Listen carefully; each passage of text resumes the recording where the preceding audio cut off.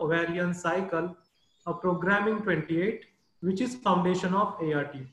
Programming 28 is based on the concept of managing the ovarian cycle with the exogenously administration drugs like GnRH analogs, GnRH agonists, antagonists as per the different protocol to improve ART outcome.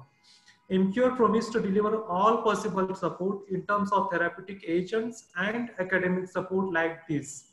So today we are fortunate enough to have with us a renowned faculty, Dr. Monika Sachdeva, who will be guiding us on the topic recurrent IVF failure, a case-based discussion. Welcome, ma'am, and thanks for the joining this meeting. Ma'am is the medical director and senior IVF specialist at Pravi IVF and Fertility Center, Kanpur. Dr. Monika has over a decade of clinical experience in the field of infertility. She is skilled in the advanced IVF procedures, including latest research and update in embryology lab standards. She has performed over 3,000 oocyte retrieval and has observed nearly 45% success rate with her patient. Apart from that, she is experienced obstetrician with special interest in minimal invasive surgeries and high risk pregnancies. She is a regular speaker for various conferences. She has pursued DNB, obstetric and gynecology, diploma in reproductive medicine from Germany, and fellowship in infertility from Chandigarh. And she is a life member of societies like IFS, ISAR, POXI, AOZD, KOGS, ISHRI. So without further delay, I would request ma'am to please take over the session and give her expert talk on the recurrent IVF failure, a case-based discussion. Over to you, ma'am. Hello, good evening all. I'm Dr. Monika Sachdeva, Medical Director, Pravi IVF Kanpur. First of all, I would like to thank MKO team for giving me this opportunity to discuss a topic which is actually a bit of frustrating, bit of mind-boggling, and also challenging for each and every IVF specialist throughout the world. So to start with, I'll be presenting my case of recurrent IVF failure in different manner. Basically, recurrent IVF failures, as we all know that infertility is increasing. As a result, IVF cycles are increasing. As a result, a number of IVF failures are also increasing. So recurrent IVF failure patients usually come to each and every person's OPD, be it an IVF specialist, be it a routine obstetrician and gynecologist. They are dejected, they are depressed, they are confused at what to do in their lives, and we have to counsel them and show them a way which leads to a proper, hopeful and happy situations. So recurrent IVF failure, to understand the topic per se, is very vast. It has a lot of aspects. I'll be trying to simplify it by presenting at least 3 clinical cases and discussing accordingly. So I'll be sharing my screen now. Shall I share my screen? Yes, ma'am. Okay, thank you. Okay, sorry, it's not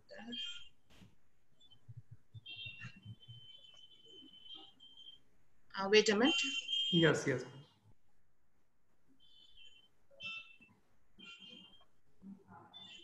Now, recurrent IVF failure. Sorry to disturb, ma'am. The slides are not visible. Just you need to click on share screen button, ma'am. Okay, I'll do that. Yes.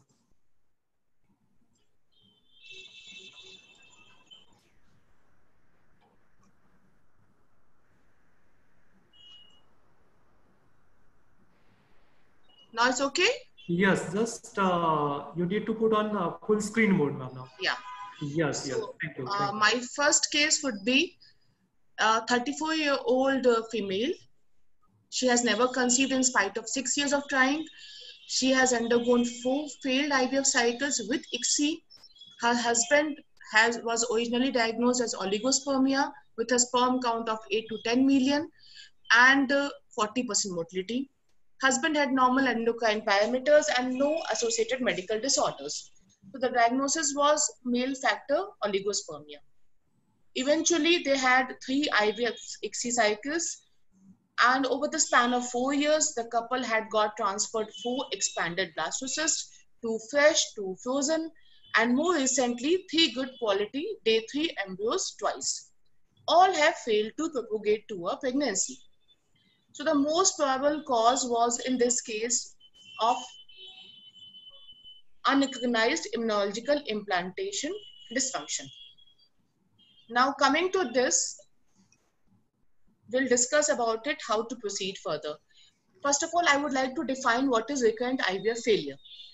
When there is at least 3 cycles of IVF failure, be it fresh or frozen, and transfer of at least 4 good quality embryos, and there is no pregnancy, we call it recurrent IVF failure.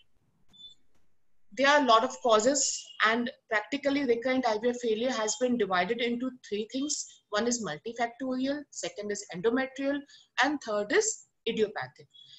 Definitely, there is a very important role of endometrium. There is an insufficiency of endometrium which may result into implantation failure. There are a lot of causes for RIF. First of all, very important is the embryo quality.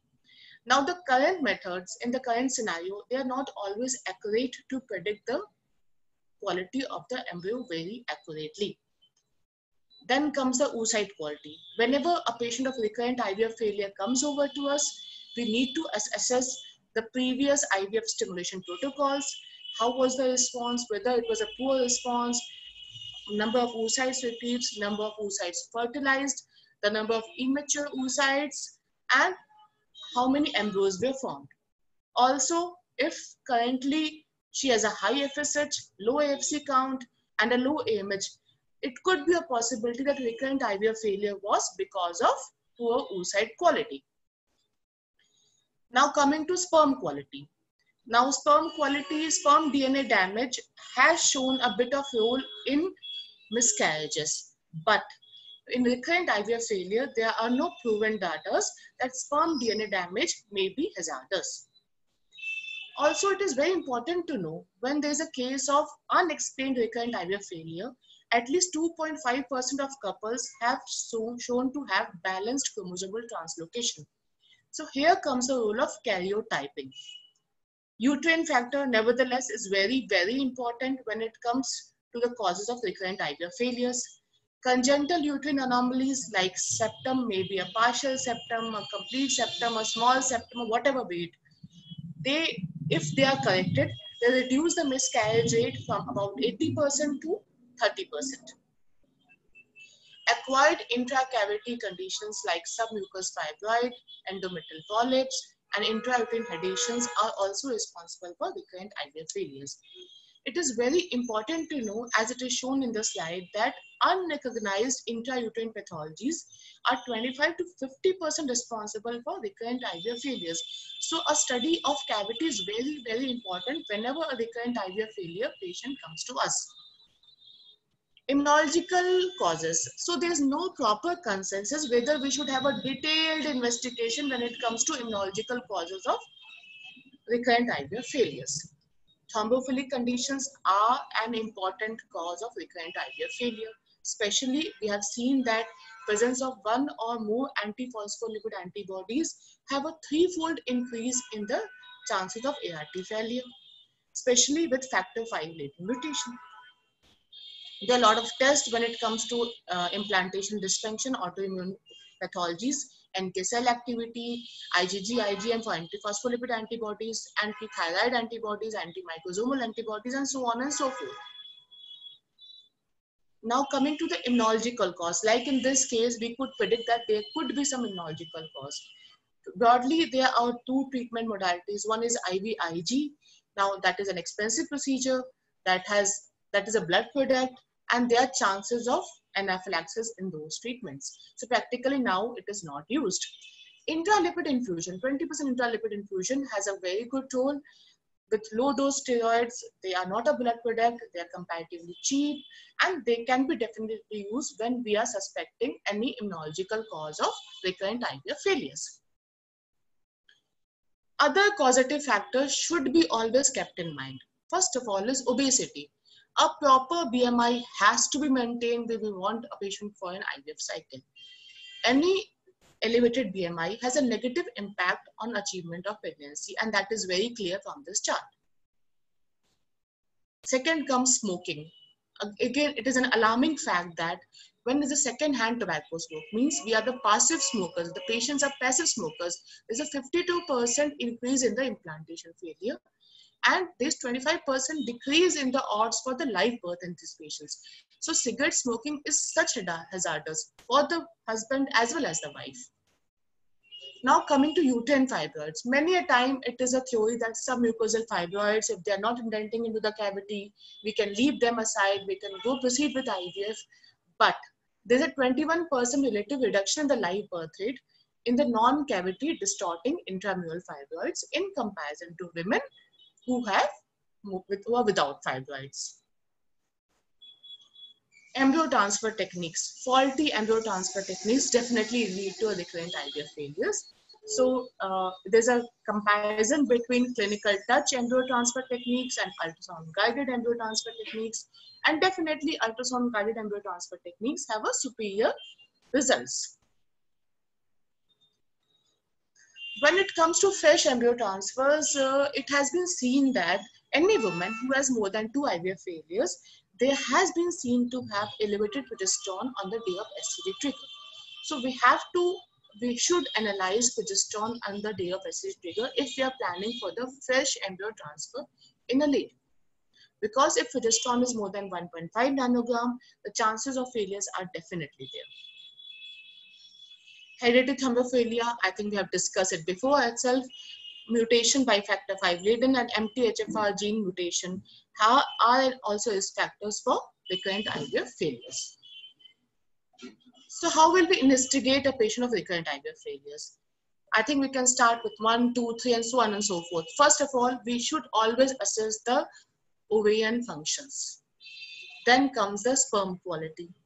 Then comes the karyotyping. So these are 3 things when we have to assess the gamete and embryo factors.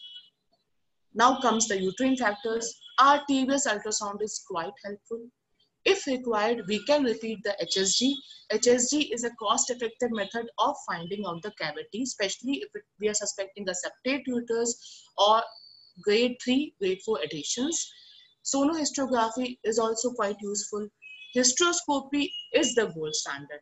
And combined laparoscopy and hysteroscopy when we want to remove a fibroid as well, and or when we are suspecting a lot of endometriosis and adenomyosis, combined laparoscopy and hysteroscopy are important in cases of recurrent IVF failures. My second case is role of hysteroscopy in recurrent IVF failures. This is a very interesting case. She's a lady, 37-year-old lady with history of 8 IVF failures and 1 successful IVF, but it was not a clinical pregnancy. It was a bladder ovum. Curettage was done. And finally, she came with a history of IVF failures. Positive medical history was of positive factor V laden, fine, and hypothyroidism. So when hysterocontrast sonography was done, we could find a normal uterine cavity with just some haziness over one corner. But when hysteroscopy was done in such cases, we could find dense adhesions in the right upper corner and first-degree adhesions of the uterus was seen. Eventually, hysteroscopy was done and finally the adhesions were removed and a cycle of estradiol valproate and progesterone was given. After ART technique, the patient successfully conceived twins. So here comes the role of hysteroscopy. This is a RCT, multi-center RCT, which is showing, it was published in Lancet in 2016, which is showing that the pregnancy rates are comparable. Like if we see participants receiving top quality embryos, the pregnancy rates are comparable in hysteroscopy group as well as in the control group. We can easily see clinical pregnancies are comparable and obviously live births are comparable. So outpatient hysteroscopy was found. The conclusion was that outpatient hysteroscopy before IVF in recurrent IVF failure with a normal ultrasound of the uterine cavity does not improve any live birth rate. But my view is that if a patient of recurrent IVF failure comes to us, it is very, very important that we look into the cavity with the help of our hysteroscope. The third case is a very interesting case. This is a case of recurrent IVF failure and defective endometrial receptivity. Nowadays, the era is of a personalized timing of embryo transfer. What is that? We have to understand that every lady, her implantation window is different. Her endometrial receptivity is different.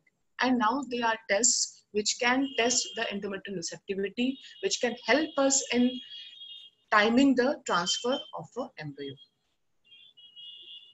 This is a case of 39-year-old female. She has 6-year history of primary infertility. She was referred to our infertility center with a diagnosis of polycystic ovarian disease. Her ultrasound had a normal size uterus with triple layer endometrium and a very good vascularity. Husband's semen counts were normal with 25 million count, 40% progressive motility and 4% of normal morphology. So coming to this, we can see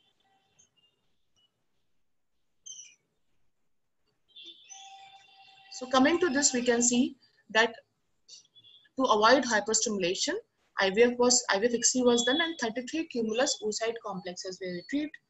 And because of the risk of hyperstimulation, 16 grade A and grade B embryos were vitrified. She underwent transfer 4 times. All good embryos, but no success. This case could be a possibility of deficient endometrial receptivity. Now, basically, how can we look into endometrial receptivity?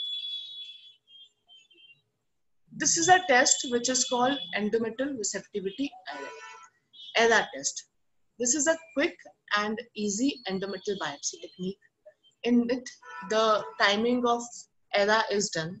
First of all, initially we use estradiol valerate. We build an endometrium, then we give progesterone for 5 days, and then we time and do an endometrial biopsy.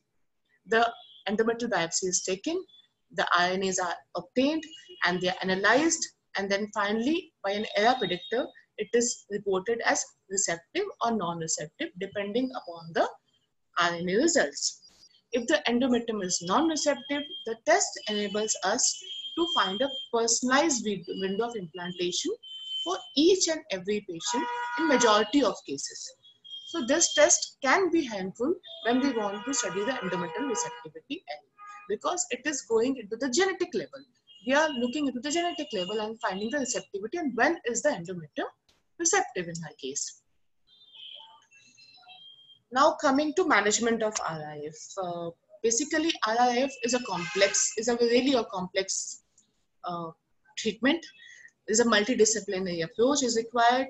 We need a senior embryologist to discuss regarding the quality of embryos and what can he do in the lab to improve the chances of success. We need a good reproductive surgeon who can rectify the myomas, who can rectify the uterus, and we need a very good counselor so that the counseling can be done and patient can be motivated for repeat cycle of IVF. Also, nevertheless, we need an experienced fertility specialist.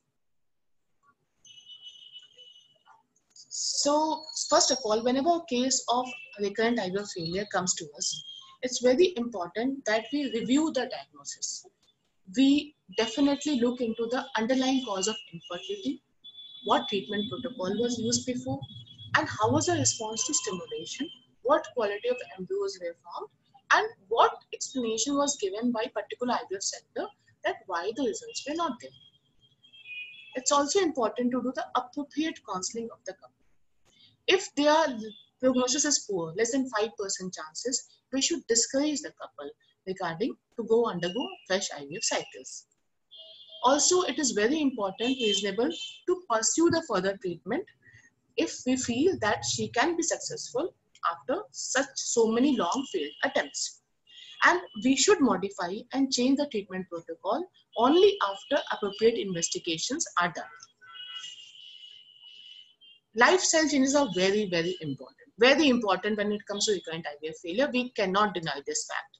We have to maintain the correct BMI. For that, we may require a lot of counseling that the patient is already depressed. They would not like to hear that they have to correct the BMI, but we have to have repeated sessions of counseling with them, make them comfortable, make them understand, have their frequent visits in our OPD so that they develop a rapport with us, and then they eventually lose their extra ounce of weight. Abstinence from alcohol and smoking are very, very important, as well explained. Now coming to the methods of treatment, we have to focus on three things. One is to increase the endometrial receptivity. First of all, a hysteroscopy is very important because that can help in correction of any cavity pathology. Myomectomies, if is a significant big fibroid of more than 4 centimeter, intramural submucosal fibroid have to be removed. Treatment of thin endometrium, multiple modalities. We can use GCSF, we can use minimal stimulation protocol, we can use letrozole and estrozoles to improve the endometrial thickness. Endometrial biopsy has a very important role to do the dating of endometrium. That also tells us a lot of things when it comes to endometrial thickness and endometrial quality. Immunotherapy has a role, we all know. Immunotherapy, aspirin, heparin, steroids, and 20% intralipid infusion have a very good role if we are suspecting any immunological cause in such cases. Now coming to embryos. Embryos, if we are suspecting that there's a poor oocyte quality is the cause for recurrent IVF failure, then we should definitely consult the patient to change the oocyte quality.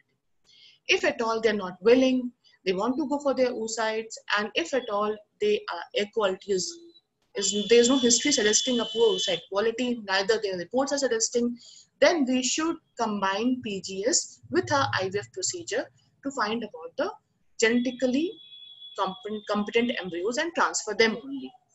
Assisted hatching has a role, it increases the implantation rate. Blastocyst transfer definitely has a role, and because till day 3 it is the quality of the egg which is playing oocyte which is playing a role.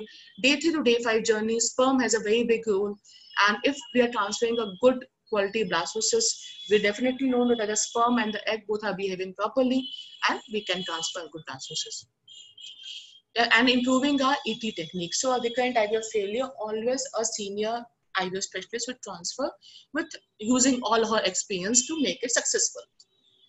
Multifactorial treatments, we have to definitely, if we are suspecting any hydrosulfings, we should look into the HSG films of the patient. If there's a distal hydrosulfings, no matter there was a spill or not, we should again review the patient. We can post for again laparoscopy, and we should clip or do the salpingectomy and remove that hydrosulfings. They are amazing results. Also, personalized stimulation protocol. Tailoring the stimulation protocol is very important. Psychological assistance has a very important role. Endometriosis has a very important role. We can adopt for ultra long protocol if there's a grade 3, grade 4 endometriosis, and improve the quality of the uterus and the environment of the uterus to increase the chances of implantation. So this is a flow chart which is suggesting what should be done broadly. Maternal cause we have to identify. If there's an anatomical cause like any hydrosulfings, it has to be removed. Fibroid has to be removed. Polyps have to be removed. Thermophilia, we can take help of low molecular weight heparin. Genetics era is definitely very helpful to time the transfer. And PGS and karyotyping have their separate but very significant role, because if the embryos are aneuploid, there's no point in transferring. If the karyotype is abnormal, there's no point in motivating them for their gametes. Immunological causes, GCSF has a role, 20% intralipid infusion has a role. Infections should be treated, vaginal microbes should be enhanced, there should be no infection, no doubt about it. And when it comes to increasing the endometrial receptivity, endometrial scratching has a role. In male factors, lifestyle modification, even their weight loss, their quitting smoking is very important. And personalized IVF protocol. Basically, with recurrent IVF failure, we should have a personalized approach so that we can understand the problems and we can find a suitable solution for that. So I'll be sharing some level of evidences with RCOG guidelines, and which will be helpful for all of us to make a consensus that how should we proceed with a patient of recurrent IVF failure. very important is removal of hydrosulfins. We all know that if there's a hydrosulfins, it is level 1 plus evidence that it increases the chances of endometrial implantation. Removal of submucosal fibroid improves our implantation rate. Endometrial scratching or inter-intimate insemination, they have an improved outcome when there's an endometrial polyp. And endometrial scratching increase in the luteal phase increases the blood supply. Coming to the potential future therapy of recurrent IVF failure, IVF is a progressive branch. There are lot of discussions, lot of studies, lot of researches are going on, and particularly 3-4 things have to be maybe in the future course of time we may understand something about it. One is the molecule of hyperglycosylated HCG. We can find out in urine is a source, and we can find out about the biochemical pregnancies and prostaglandins and endometrium, leukocyte inhibiting factors and cellular adhesion molecules. These all things are into studies, and they may have a consensus that they may have a role with recurrent implantation failure, and we can do something about it.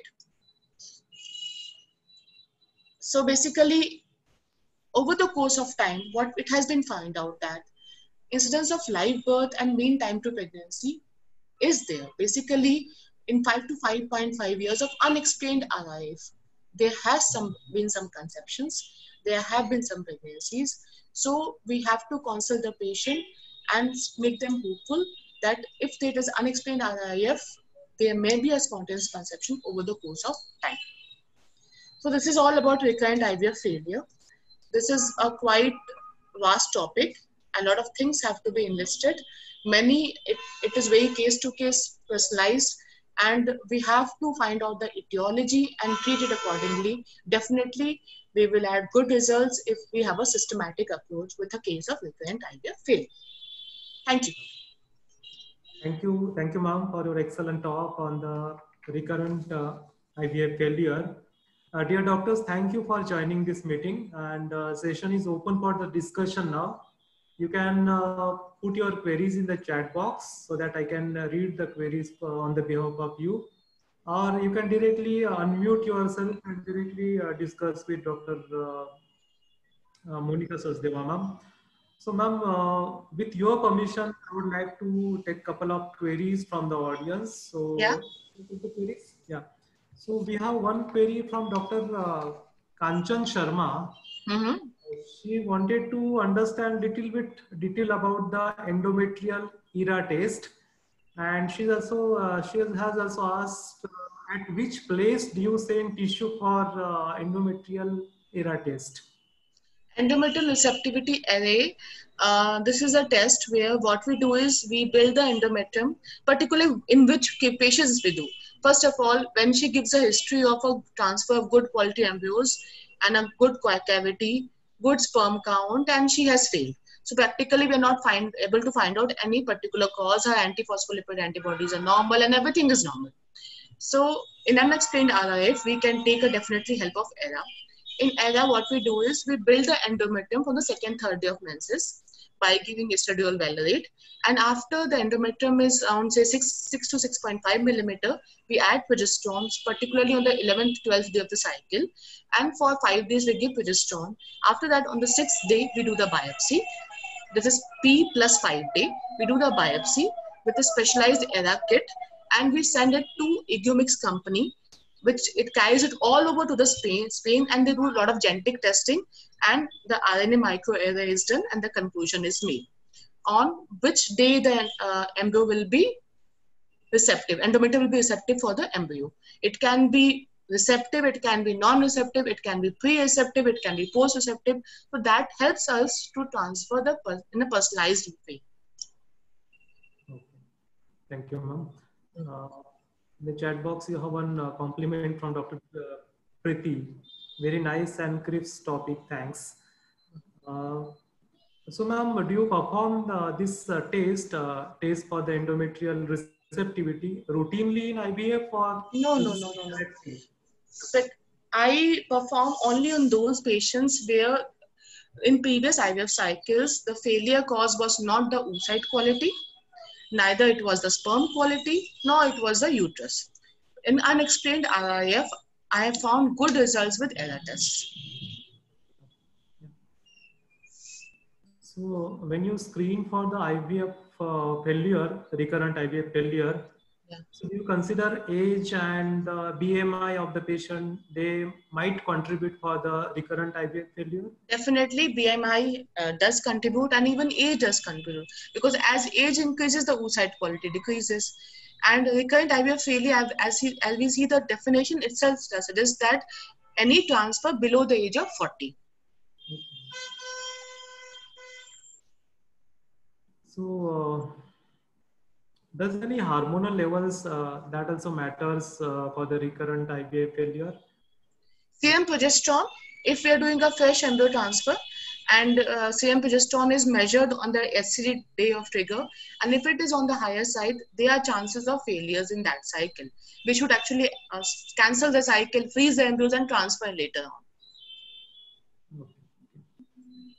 on. Thank you, ma'am. You have a lot of compliments in the chat box. Very excellent and very interesting. Dr. Ritu, compliment, very interesting topic. Topic is quite debatable. Actually, recurrent IVF failure is a very broad topic, and nobody, I think, in all over the world can point out that this is the exact cause of recurrent IVF failure. And many times it happens that a patient conceives in the first go in your cycle. The same treatment was done in previous IVF centers, and she conceived over here. And what could be the reason? What modalities were changed? It's very difficult to identify. But I think this is a burden. This is actually an increasing burden for all of us. Recurrent IVF failure patients are increasing day by day. We all are seeing in our OPD, especially obstetrician and gynecologists. When they are failed in IVF centers, they go back to their family obstetricians, they cry over there. And if there's a proper knowledge and there's a proper protocol that how should we investigate a recurrent IVF failure patient, any and everybody can identify the cause and treat accordingly. I think this thing should help out with them.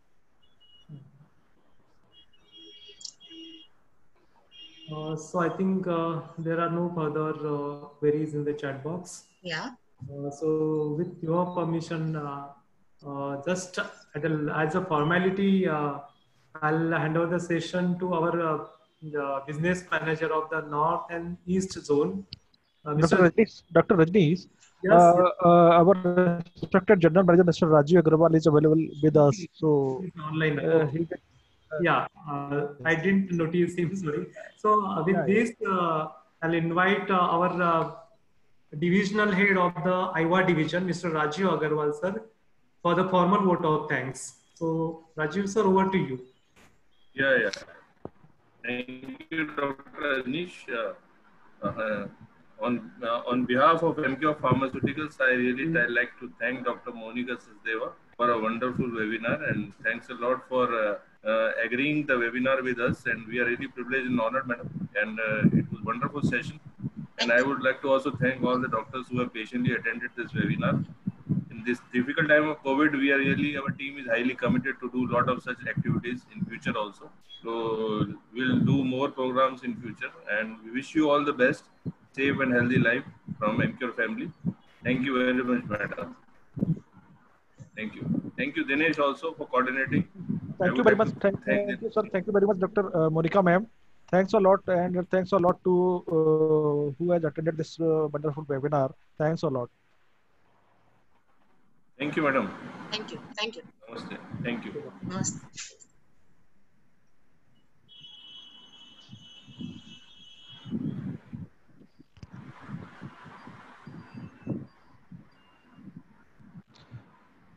Ma'am ये sound आपके पीछे से आ रहा था, आपके window को ही open रह गया था लग रहा है.